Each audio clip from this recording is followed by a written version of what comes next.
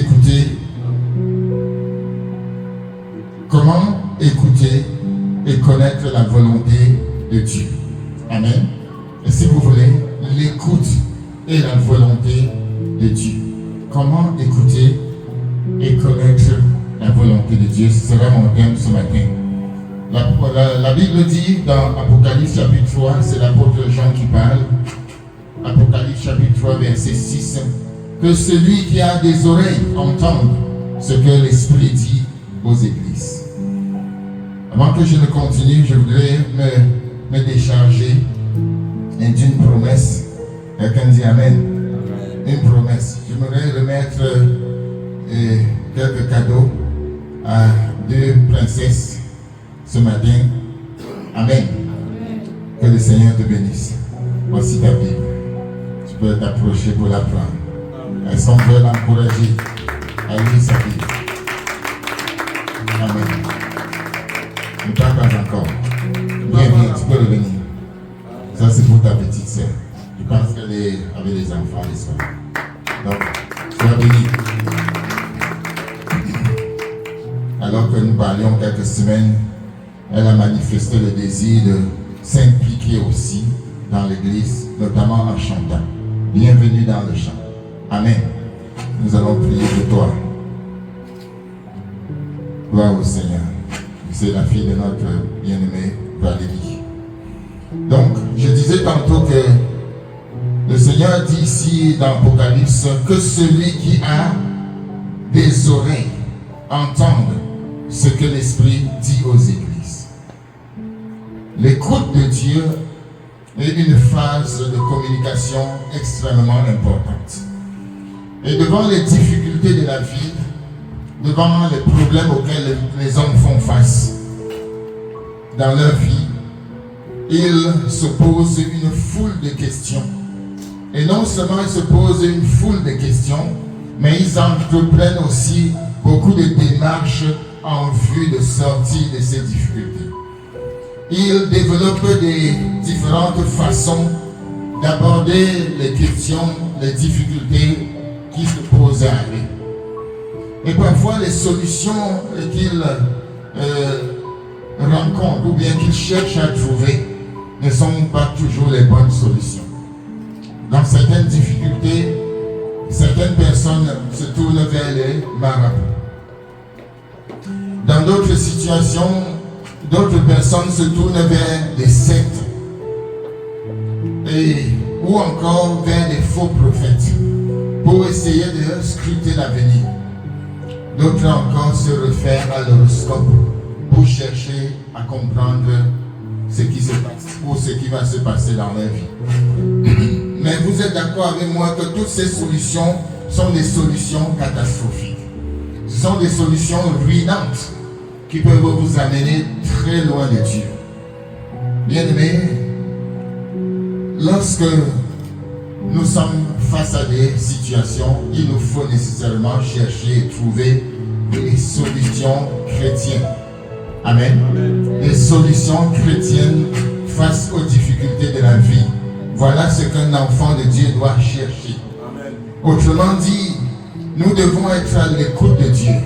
Car l'une des solutions l'une des voies qui peuvent nous amener aux solutions durables, c'est l'écoute de Dieu.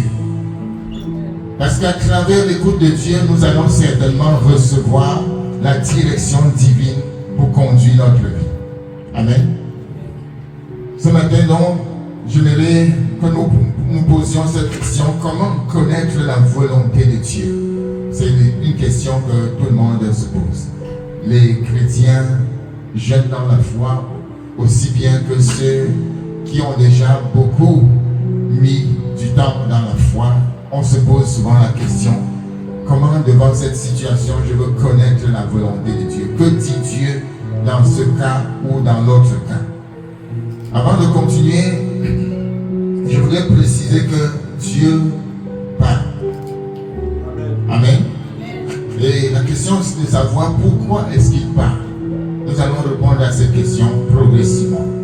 Mais avant cela, voici le plan que je veux suivre dans ce message. Premièrement, nous allons donner quelques définitions.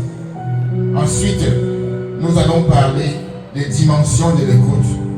Autrement dit, nous allons parler de l'écoute des autres et nous allons parler de l'écoute de Dieu. Qu'est-ce que l'écoute? Comme nous dit la parole de Dieu, je veux dire, comme nous dit le dictionnaire, notamment le dictionnaire moderne, l'écoute, c'est le fait d'écouter. Amen. Dis à quelqu'un, bonne définition. Mais tu ne vas pas plus avancer. L'écoute, c'est le fait d'écouter. Amen. Autrement dit, écouter, c'est prêter l'oreille. Une oreille attentive pour entendre. C'est tenir compte de. C'est considérer. C'est considérer ce que l'autre dit. Autrement dit, ce que Dieu dit dans le cas d'espèce. Donc, écouter Dieu, c'est considérer, c'est porter attention, c'est tenir compte de ce que Dieu nous dit. C'est entendre. Écouter, c'est entendre. Allons dans Matthieu chapitre 13, verset 16. Quelqu'un connaît bien ce passage. Matthieu 13, verset 16. Nous dit ceci, je lis pour nous rapidement. Mais heureux ceux, c'est bien ça? Mais heureux sont vos yeux, parce qu'ils voient, et vos oreilles, parce qu'ils entendent. Amen. Donc écouter, c'est entendre. Écouter aussi, c'est apprendre de quelqu'un. C'est apprendre de quelqu'un. Acte chapitre 4, verset 1, chapitre 1, verset 4. Écouter, c'est apprendre de quelqu'un. Acte 1, verset 4 nous dit ceci. Comme il se trouvait avec eux, il leur recommanda de ne pas s'éloigner de Jérusalem, mais d'attendre ce que le Père avait promis, ce que je vous ai annoncé, leur dit-il. Donc nous voyons aussi, c'est apprendre de quelqu'un. Le Seigneur leur dit, il leur recommanda. Donc, Luc ici dans ce passage leur fait apprendre quelque chose que le Seigneur avait dit. Écoutez, c'est donc aussi apprendre une nouvelle. C'est être informé de quelque chose. C'est entendre parler de quelque chose. Voilà la première définition sur l'écoute. Porter attention, être attentif. Et nous avons également dans notre thème le mot volonté. La volonté, c'est quoi? C'est les intentions, c'est les désirs de quelqu'un. Ce qu'il veut transmettre. C'est ce que Dieu a de plus profond à communiquer à son peuple. C'est ça, sa volonté. Et la Bible dit, la volonté de Dieu, c'est que vous connaissiez son Fils. Amen. La volonté de Dieu. Et il y a plusieurs versets de la parole de Dieu qui nous amènent à connaître ce que c'est que la volonté de Dieu. Dans 1 Thessaloniciens 4, verset 3 par exemple, le Seigneur dit, car la volonté de Dieu, car la volonté de Dieu, c'est la sanctification. Amen. La volonté de Dieu, c'est la sanctification. Donc, dans la parole de Dieu, nous voyons bien ces mots-là, le mot écoute, le mot volonté. Et maintenant, nous allons développer, n'est-ce pas, le schéma de communication. Lorsque nous voulons communiquer, il va se mettre en place un système que nous appelons le schéma de communication. Pour ceux qui ont fait linguistique comme moi, le schéma de communication a été développé par un linguiste appelé Jacobson. C'est Jacobson qui a développé ce schéma de communication. C'est un linguiste. Et dans le schéma de la communication, il y a des éléments importants à mettre en exergue. Premièrement, nous avons l'émetteur. L'émetteur, c'est de la personne de qui part le message. Ensuite, nous avons le message. c'est-à-dire ce qu'on veut communiquer. Et de l'autre côté, il y a un récepteur, c'est-à-dire la personne qui reçoit. Autrement dit, dans notre communication, que ce soit au travers de la prière, il y a de l'autre côté le Dieu qui nous parle et nous aussi on reçoit. Et il y a quelque chose qu'on appelle la modulation. Lorsque Dieu parle, nous essayons d'entendre, il y a un bruit qui se passe et nous essayons de capter ce que Dieu veut dire. Le référent là-bas, c'est quoi? C'est le contexte. Quel est le contexte de communication dans lequel je suis? Et ensuite, nous avons le code. Le code, c'est quoi? C'est le langage utilisé. Quel est le langage qu'on utilise? Et puis, le canal. Le canal, c'est simplement le moyen. Amen. Le moyen, ça peut être la parole avec laquelle tu communiques le langage. Donc, lorsque nous voulons communiquer avec Dieu, nous devons savoir que nous ne sommes pas seuls dans le schéma de communication. Nous, quand nous parlons, nous attendons la réaction. Amen. Donc, lorsque nous prions, écoutons Dieu. Et c'est très important, quand tu sors de ta prière, tu te poses la question, mais qu'est-ce que Dieu m'a dit? Qu'est-ce que j'ai reçu? Il y a des personnes qui écoutent le Seigneur et qui notent. Amen. Prends souvent le temps de noter. Dieu m'a parlé tel jour. Voici ce que Dieu m'avait dit.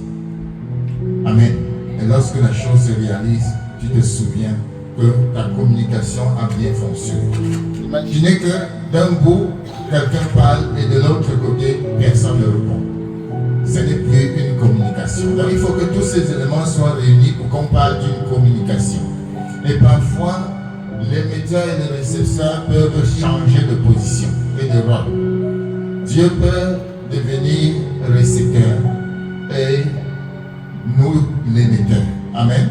Autrement dit, je peux parler et Dieu m'écoute et il me répond. Amen. Il me répond, donc je dois recevoir quelque chose de Dieu. Et généralement, c'est toujours l'homme qui est l'émetteur. Donc je parle à Dieu et Dieu me répond en retour. Et je module, n'est-ce pas, l'information. Donc très important. Je prends ce schéma pour simplement dire que le premier service que nous avons en tant qu'enfants de Dieu, c'est de nous mettre à l'écoute de Dieu. Voilà le premier service, souligne cela. Amen. Parce que si tu essayes de chercher à écouter Dieu, à comprendre sa pensée, à saisir sa volonté, il y a peu d'efforts que tu feras. Amen. Tu avanceras beaucoup plus vite parce que tu as écouté la voix de Dieu. Donnons un exemple très concret. Imaginez que le pasteur Yapi envoie un de ses fils, n'est-ce pas, pour aller faire une course, acheter quelque chose quelque part. Et il dit, mon fils, tu sais ce que j'aime, va l'acheter et tu me ramènes. Amen. Bien. Cette information sera plus ou moins confuse pour l'enfant. Mais si l'enfant connaît la volonté de son père, il va comprendre exactement. Et il va aller chercher la chose rapidement. Mais s'il ne comprend pas ce langage codé, va chercher ce que j'aime bien, il va s'embrouiller. Amen. Il ne va pas comprendre. Il va dire, papa m'envoie chercher quelque chose, mais je ne sais pas exactement quoi. C'est la même chose avec Dieu. Dieu nous a envoyés quelque part. Dieu nous envoie quelque part. Dieu nous dit de faire certaines choses. Amen. Mais parfois, nous ne savons pas exactement ce qu'il faut faire. Quand il faut le faire, d'où la nécessité d'écouter et de saisir la volonté de Dieu dans tous les domaines de notre vie. C'est vrai que dans la parole de Dieu, il y a des volontés claires, explicites de Dieu. Amen. Quand Dieu dit prie, tu n'as pas besoin de prier, pour savoir s'il faut prier. Amen. Quand Dieu dit chante, souvent, tu ne peux pas te poser la question, est-ce que c'est la volonté de Dieu de chanter? Amen. Peut-être tu peux plutôt te poser la question de savoir peux chanter à 4 heures du matin quand les gens dorment encore chez toi. Ça, c'est quelque chose que tu gères seul. Mais tu sais que c'est la volonté de Dieu d'annoncer l'évangile. Oui ou non? Que c'est la volonté de Dieu de lire la parole. Que c'est la volonté de Dieu d'aimer les frères et les sœurs. Que c'est la volonté de Dieu de pardonner. Tu ne diras pas, je ne suis pas sûr si je dois lui pardonner. Non. C'est la volonté explicite de Dieu de pardonner. Gloire au Seigneur. Donc, il y a ces volontés explicites, mais il y a aussi ce qu'on appelle les volontés implicites de Dieu, c'est-à-dire difficiles à décoder. Exemple, avec qui me marierai-je? Ça, c'est le point central, n'est-ce pas, dans la vie de l'homme. Avec qui me marierai-je? Ou est-ce qu'il faut que je fasse ce voyage? Par exemple, tu peux être en train d'entreprendre du voyage, mais tu essayes de savoir si c'est nécessaire de voyager. Amen. Mais souvent, Dieu aussi intervient dans sa souveraineté pour nous arrêter dans sa volonté explicite. Par exemple, nous voulons évangéliser quelque part, Dieu peut intervenir pour dire non, ce n'est pas là-bas que vous devez évangéliser. Mais ça, c'est lui qui intervient dans sa souveraineté. Mais, a priori, c'est libre à nous d'aller évangéliser. Et cela s'est passé dans les actes des apôtres, où les apôtres ont décidé d'aller prêcher quelque part. Et le Saint-Esprit les a empêchés d'y aller. Donc, parce que Dieu est souverain, n'est-ce pas? Peut-être qu'il voyait l'urgence ailleurs que là-bas. Ou que ce peuple n'était pas encore prêt. Donc, ça c'est ce que le Seigneur veut que nous fassions, que nous soyons à son écoute. C'est notre premier service. Le temps que nous passons à écouter Dieu va littéralement façonner notre approche de Dieu. Amen. Le temps que nous passons devant Dieu va nous permettre d'avoir des temps plus agréables avec les hommes. Mais si nous passons plus de temps devant les hommes, qu'est-ce qui va se passer? Il risque de se produire quelque chose qu'on peut appeler l'orgueil. Amen. Autrement dit, si notre écoute est essentiellement vers les hommes, envers les hommes, nous allons écouter quelque chose peut-être qui va nous enorgueillir, qui va nous endurcir. La Bible dit, heureux ceux qui ne marchent pas selon le conseil des méchants, qui ne s'arrêtent pas sur la voie des pécheurs, mais qui trouvent leur plaisir dans la loi de l'Éternel et qui la méditent jour et nuit. Donc, l'écoute. Et cela nous conduit, n'est-ce pas, au triangle de communication. Si on peut l'afficher. Au triangle de communication où nous avons au sommet Dieu. Et d'un côté, est-ce que c'est ça? Tu peux? Très bien. Donc, voilà le triangle de communication. Dieu qui nous parle et nous lui parlons. Dieu qui parle aux autres et les autres lui parlent. Et l'homme qui parle aux autres, n'est-ce pas? Ça, c'est le triangle de communication. Donc, nous parlons à Dieu. Les autres parlent à Dieu. Mais nous devons l'écouter. L'écoute de Dieu suppose que Dieu parle. Amen. Amen. Il y a certains qui ont affirmé que Dieu ne parle plus aujourd'hui. Amen. Mais Dieu parle encore. Dis à quelqu'un, Dieu parle encore. Même si tu ne l'as pas encore entendu, Dieu parle encore. Et il y a un message qu'il veut communiquer à chacun de nous. Par rapport à notre vie, par rapport à notre famille, par rapport à nos décisions, par rapport à tout. Dieu parle encore. Alléluia. Est-ce que pour toi Dieu parle encore? Et s'il parle, pourquoi?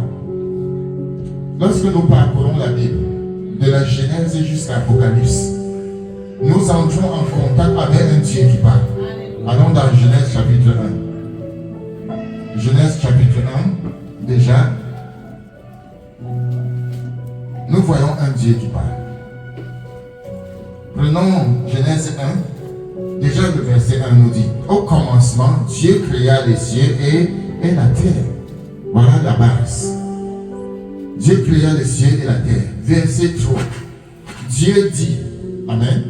Le synonyme de dire, c'est parler. Dieu dit que la lumière soit et la lumière fut. Verset 6. Dieu dit qu'il y ait une étendue entre les eaux et qu'elle sépare les eaux d'avec les eaux. Verset 9. Dieu dit que les eaux qui sont au-dessus du ciel se rassemblent en un seul lieu et que le sec paraisse. Et cela fut ainsi. Verset 24. Dieu dit que la terre produise des animaux vivants selon leur espèce, du bétail, des reptiles et des animaux terrestres selon leur espèce. Verset 26. Puis Dieu dit, faisons l'homme à notre image, selon notre ressemblance, et qu'il domine sur les poissons de la mer, sur les oiseaux du ciel, sur le bétail, sur toute la terre et sur tous les reptiles qui rampent dans ou sur la terre. Amen. Lorsque nous lisons cela, bien-aimés, nous constatons et nous pouvons, sans risque de nous tromper, que Dieu parle et Dieu parle de différentes manières. Amen.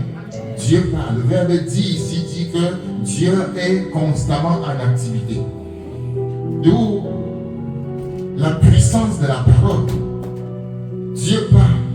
Il y a la création. Amen. Et lorsque donc nous écoutons Dieu qui nous parle, il va se créer quelque chose dans nos vies. Il va se créer quelque chose dans nos vies. Lorsque quelqu'un, par exemple, est à la recherche d'une femme, et s'il écoute Dieu lui parler, qu'est-ce qui va se passer? Son projet va émerger, le projet de mariage, parce qu'il a écouté Dieu lui parler. Quelqu'un dit Amen ce matin. Amen. Amen. Lorsque quelqu'un est à la recherche d'un travail, et il écoute Dieu lui parler, le travail va jaillir. Oui ou non?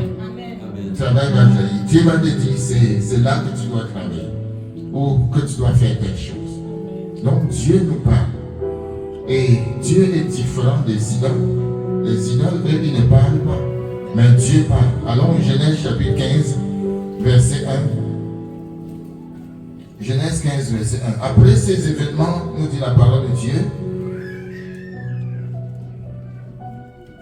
Après ces événements, la parole de l'Éternel fut adressée à Abraham dans une vision. Et il dit, Abraham, ne crains point. Je suis ton bouclier et ta récompense sera grande. Voilà, Dieu n'est pas une idole qui ne parle pas. Il parle à ses enfants. Il parle à Abraham. Tu peux remplacer Abraham par toi. Dieu va te parler dans cette saison bien-aimée. Dieu va te parler, continue à te parler. Je ne sais pas tes questionnements. Je ne sais pas ce que tu cherches à comprendre, à saisir, peut-être depuis des années, mais Dieu va te parler. Après toi, écouter et sois prompt à mettre en pratique. Nombre chapitre 13, verset 31.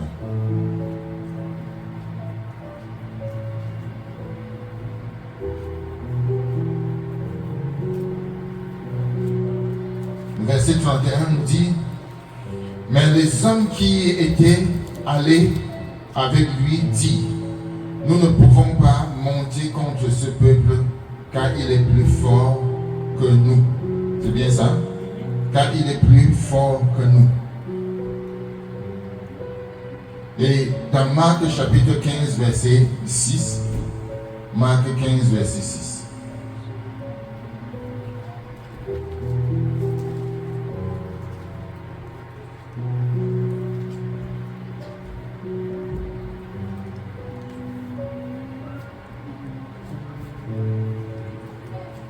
verset 6 nous dit. Marc 15, verset 6. Oui.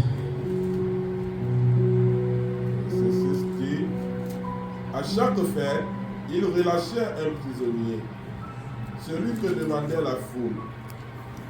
Amen. Amen. Je pense que je me suis trompé de passage. Amen. C'est pas grave. Dis à quelqu'un, ce n'est pas grave. Dieu parle toujours. Amen. Et Dieu est l'émetteur. Dieu parle à l'homme qui est à l'écoute. Dieu parle à l'homme qui est concerné. Dieu parle à l'homme qui est concerné et qui se met dans les dispositions d'écoute. À cette personne-là, Dieu va parler. Si tu es disposé, si tu as un cœur enseignable, si tu n'as pas un cœur rebelle, Dieu va te parler. Amen. Le Seigneur va te parler.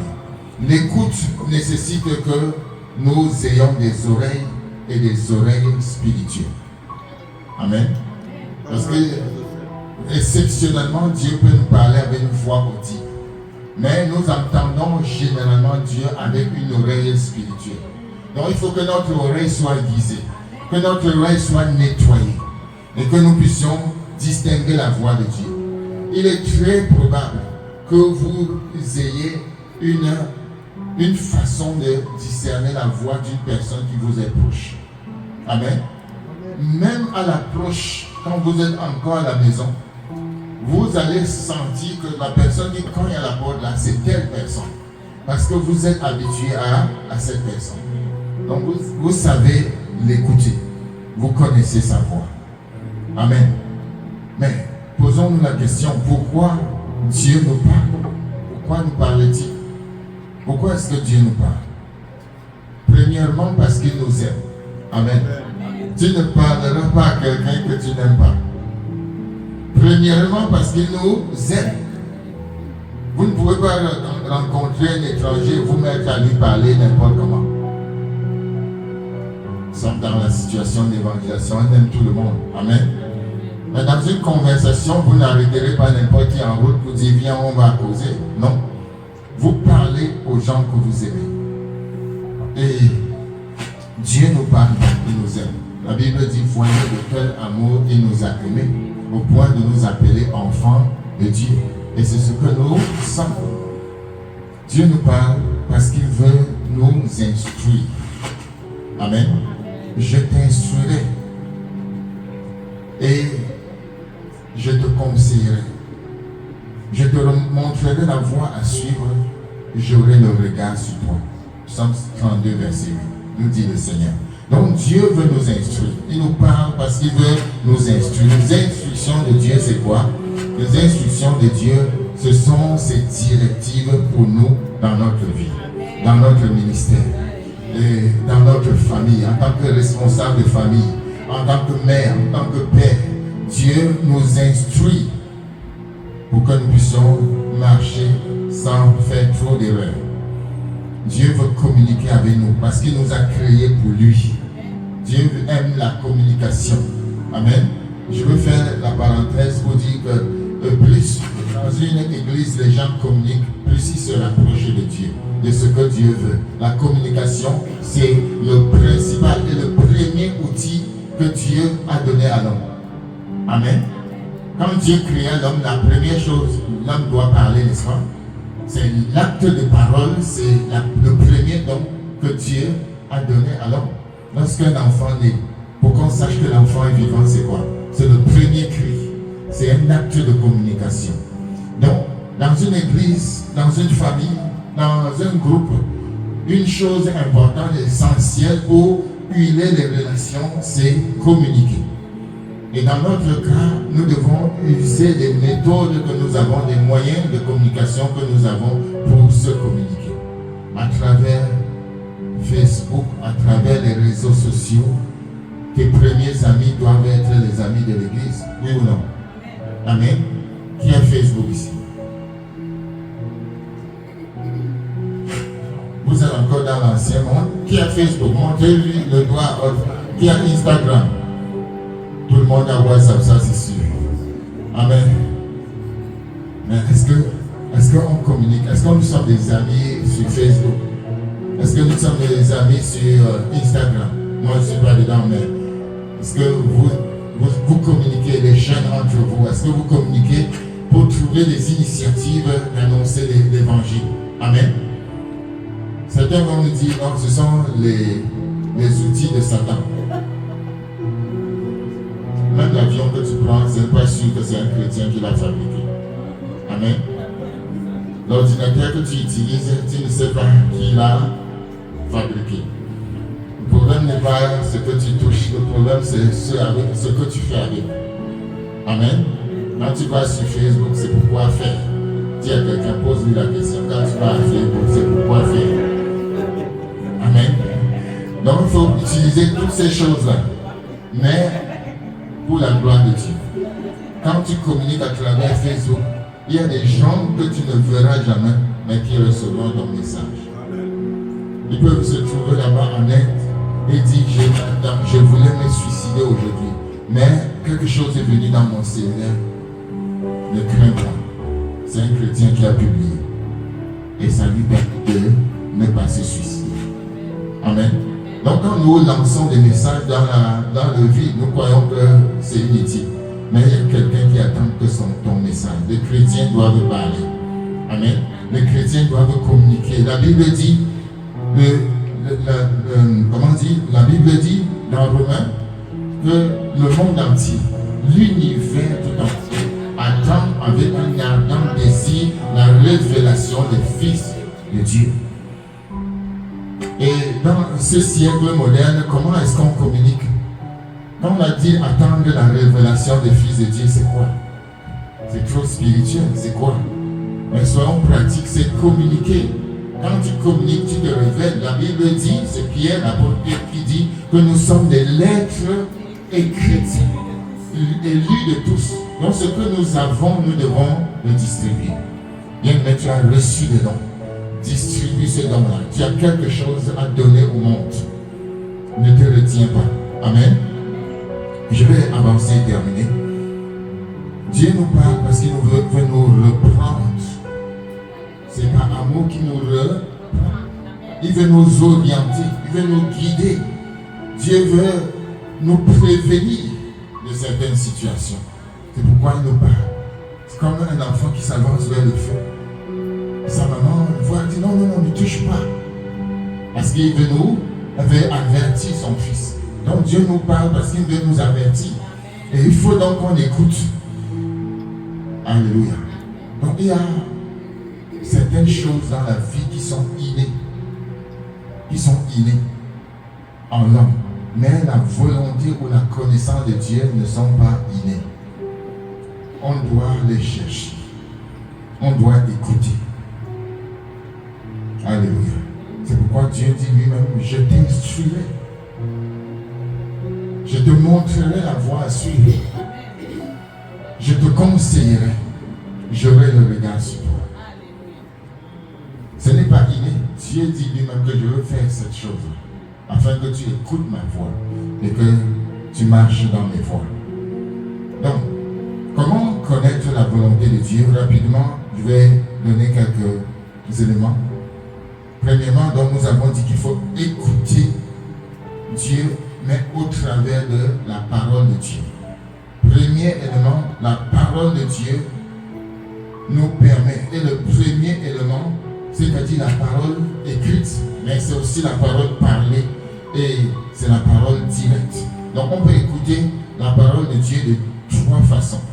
La parole écrite, amen. La parole prêchée ou parlée. Et puis, il y a la parole directe. Amen. Je crois que le troisième, les gens vont me poser la question, parole directe, c'est quoi? Prenons Abraham qui attendait devant sa porte un soir, sous un beau soleil, des voyageurs qui passaient. Et après, quand ces voyageurs-là sont passés, il a entendu une voix qui lui parlait. Amen. Dieu parlait à Abraham comme tu parlais à une personne. Donc il écoutait. Dieu parlait à Noé. Dieu parlait à Jean. Donc il lui parlait. Ça c'était la parole directe.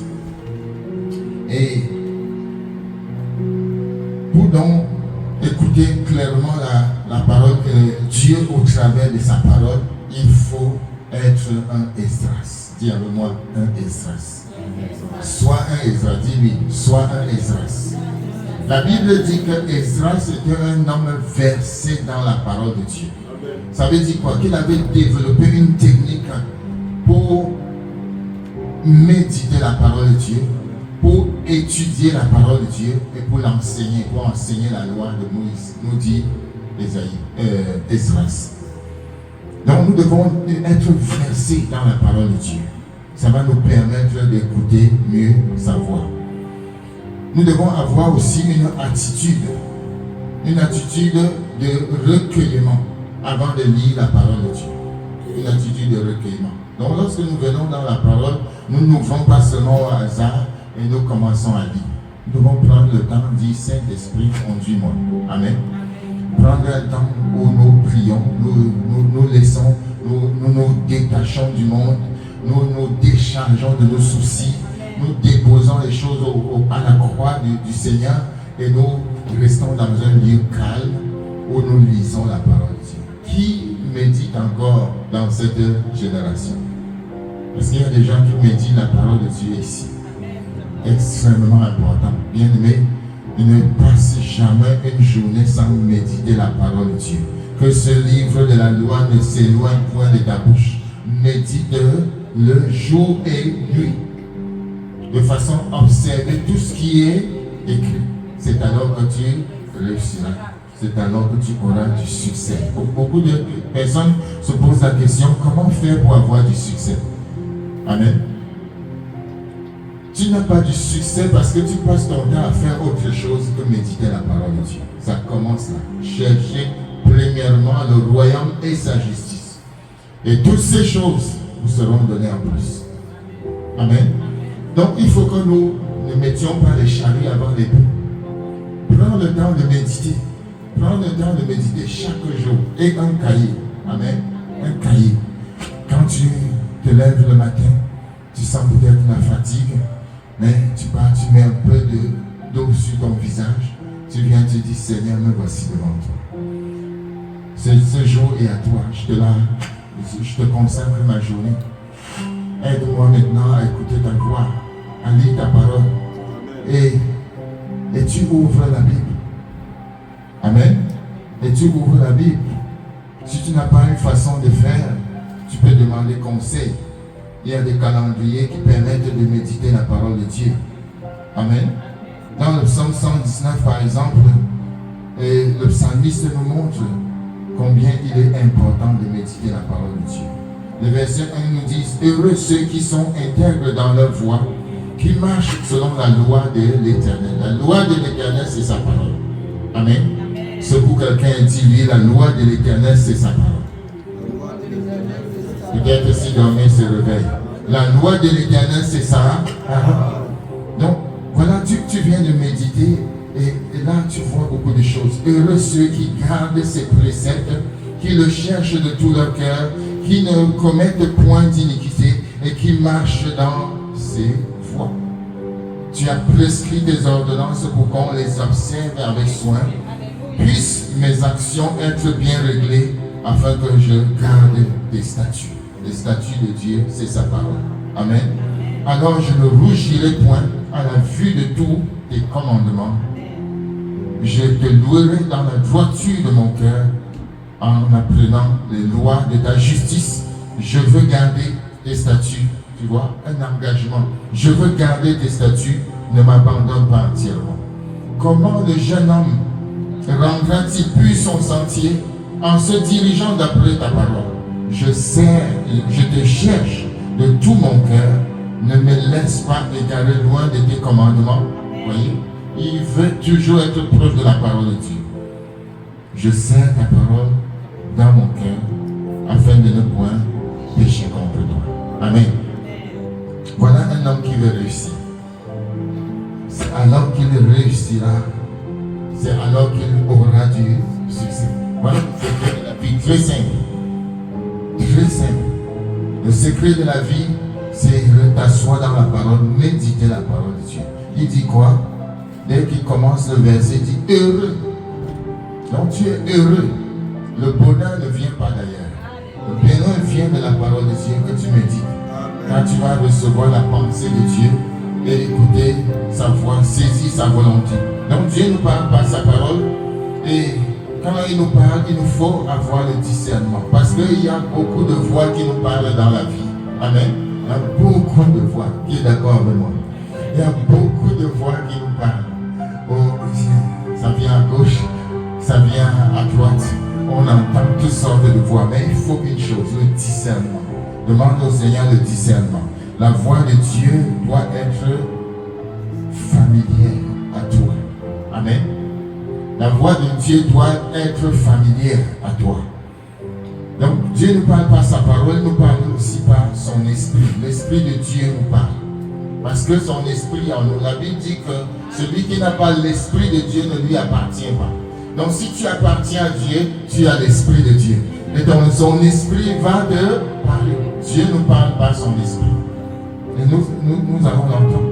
Il a dit, je ne vous laisserai pas seul. J'enverrai un autre qui vous enseignera toutes choses et qui vous conduira dans toute la vérité. Dieu nous parle par son esprit.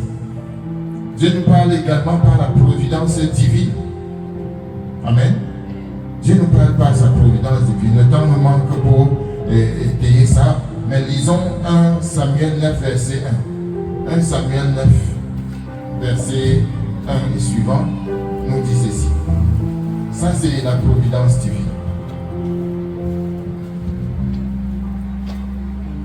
Il dit, il y avait un homme de Benjamin nommé Kis, fils d'Abiel, fils de César, fils de Bécorat, fils d'Alphage,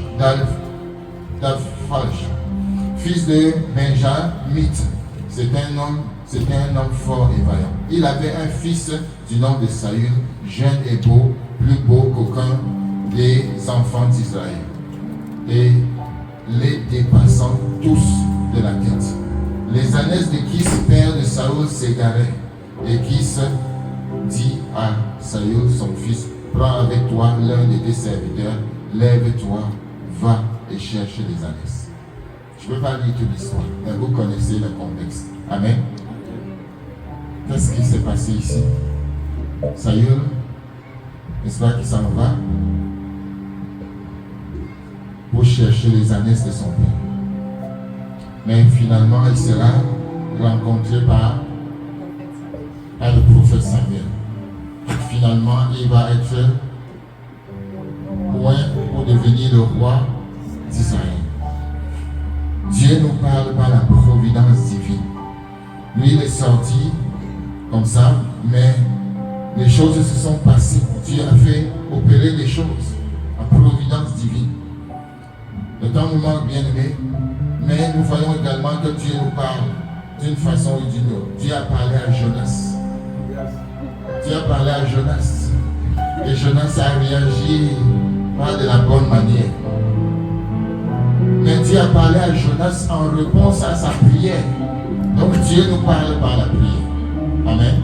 Par sa parole, par le Saint-Esprit, mais en réponse à notre prière.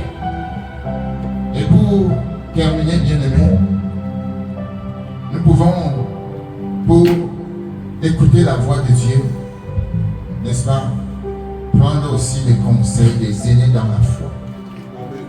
Nous avons un exemple très clair dans la parole de Dieu, 1 Samuel 3, verset 1, où le jeune Samuel, c'est lui, non? Le jeune Samuel, qui servait l'Éternel devant le prophète Élie, et qui un jour entendait la voix du Seigneur. Mais dans son immaturité, il croyait que c'est Samuel qui l'a appelé. Élie qui l'a appelé. Merci. Et il est allé vers Élie, alors que Élie, dans sa maturité, a discerné que c'était la voix de Dieu. Et il lui a recommandé d'aller, cette fois-ci, dire, ton serviteur t'écoute. Ah, amen. Donc il faut demander souvent conseil aux aînés dans la foi. N'est-ce pas, mon frère Martin? Amen. Peut-être que tu es en train de te battre pour quelque chose que l'ancien connaît déjà. Juste poser une seule question. Amen. il va te dire. C'est comme ça la vie. Donc, Dieu peut nous parler aussi par des hommes, par des femmes qui sont dirigés par le Saint-Esprit. Pour terminer, comment savoir qu'on est dans la volonté de Dieu? Amen. Qui veut savoir? Comment savoir qu'on est dans la volonté de Dieu? Je n'ai pas une recette, mais il y a des indices dans la parole de Dieu. Première chose, la paix intérieure. Amen. La paix intérieure. Dieu va te donner la paix par rapport à quelque chose. C'est toujours vrai que quand tu n'es pas dans la volonté de Dieu, il y a quelque chose qui Dieu va t'avertir de manière à enlever la paix. Il va enlever la paix. Directement, quand tu es dans une situation qui ne glorifie pas Dieu, Dieu va t'enlever la paix. Si tu as le Saint-Esprit. Amen. Il va t'enlever la paix. Donc c'est très important la paix intérieure. Je suis en train d'avancer. Je dois écouter Dieu. Est-ce qu'il y a la paix? Amen. Deuxième chose, c'est bien entendu la parole de Dieu, comme nous l'avons dit. Il faut méditer la parole de Dieu. Parce que lorsque tu médites la parole de Dieu et que tu es confronté à une situation, un verset que tu avais lu déjà même 100 fois, le Seigneur va dire, c'est ça ta solution. Amen. C'est ça ta réponse. Et c'est quelque chose qui ne trompe pas. La Bible dit que le Saint-Esprit témoigne à notre esprit que nous sommes enfants de Dieu. Et ça, c'est indubitable. Tous ceux qui sont enfants de Dieu le savent. Que le Saint-Esprit a témoigné dans leur esprit qu'ils sont enfants de Dieu. On ne peut pas jouer dessus. Si le Saint-Esprit n'a pas encore témoigné dans ton esprit que tu es enfant de Dieu, il faut chercher la réconciliation avec Dieu. De même aussi, quand nous sommes à la recherche de l'écoute de Dieu, quand nous tombons sur un verset que Dieu a pour nous dans notre situation, le Saint-Esprit va confirmer à notre esprit que ça, c'est la réponse de Dieu. Amen. Donc le Saint-Esprit nous parle. Il faut réunir ces choses-là.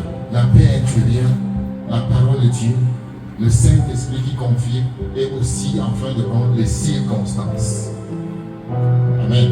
Les circonstances. Nous avons vu le cas de Saül tout à l'heure, les circonstances. Que Dieu nous bénisse. Que Dieu te bénisse. Qu'il te parle. Et que tu sois à l'écoute. Amen.